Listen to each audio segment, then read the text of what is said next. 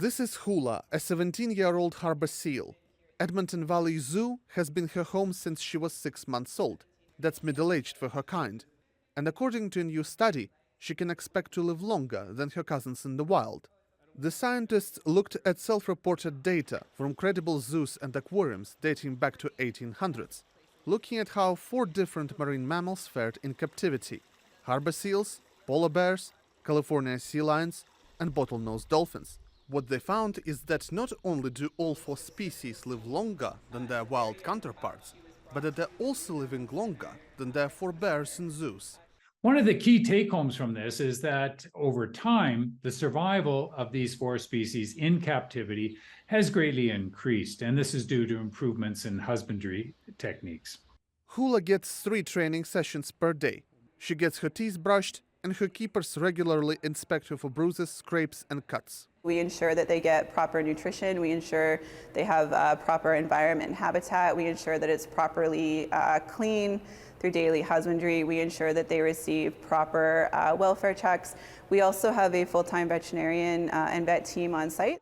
But even with all of these improvements, there are many who would argue animals are better off in the wild, regardless of how that impacts their lifespan. Just because they live a long time in captivity doesn't mean their welfare is good.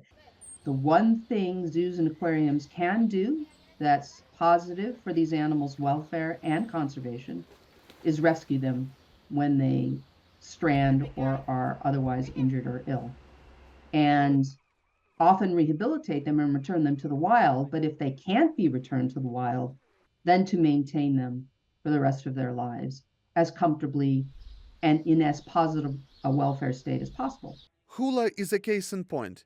As a young pup, she was rescued off the coast of British Columbia, injured and orphaned.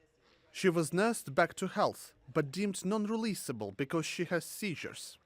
So, while Hula may be set for life, how can this study be used to benefit other species in captivity? I think the next step is let's redo this paper in 10 years and see where we are. Are things better?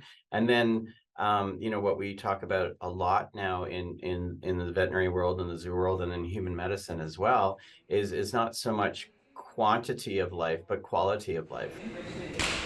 Dennis Cofton, CBC News, Edmonton.